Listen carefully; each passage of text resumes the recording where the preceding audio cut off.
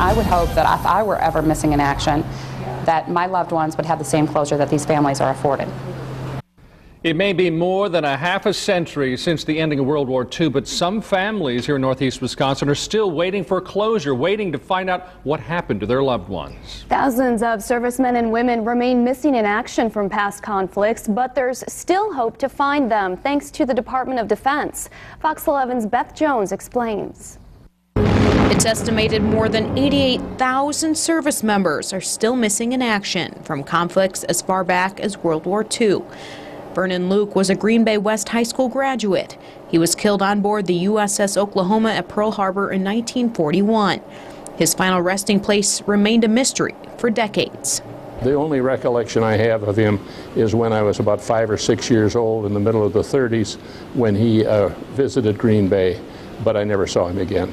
After that career. But his nephew, Thomas Skog, never gave up hope. Skog is convinced Luke's remains had been located years ago and buried in a cemetery in Honolulu.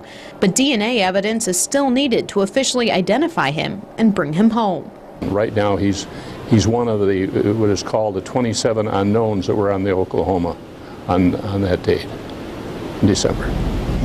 As for Rick Kurowski of Green Bay, his brother Adrian has been missing in action in Korea since November 28th, 1950. I was growing up. My mother had Adrian's picture in the corner in a rocking chair right above her, and every night she'd pray, hoping he'd come home. But like Skog, Kurowski has not given up hope either and continues the search. And he's not alone. More than 130 other northeast Wisconsin residents gathered in Ashwaubenon to get DNA samples taken to help in identifying missing loved ones from past conflicts. Each year, the Department of Defense travels to different cities across the U.S. to gather samples and update loved ones on the agency's efforts. There are still 66 missing from northeast Wisconsin alone. I would hope that if I were ever missing in action, that my loved ones would have the same closure that these families are afforded. Officials say last year the Department of Defense was able to locate and identify 85 service members and bring them back to the U.S. So far this year, they've been able to locate and identify 45 service members. That may seem like only a small portion compared to the thousands still missing, but officials say the identification process takes time. As often in many of these cases, we are not dealing with a great deal of remains that may be recovered.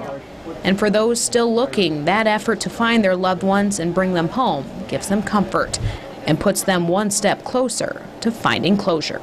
Every day we wonder, you never stop thinking. I'm just so happy that there's somebody out there that really cares and keeps this going, because it's important, to all of us.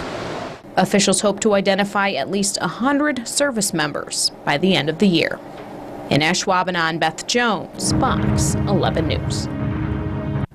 Now you may be wondering how the agency finds remains from as far back as the 1940s. Officials say the majority of the clues come from witness interviews and from former soldiers or civilians.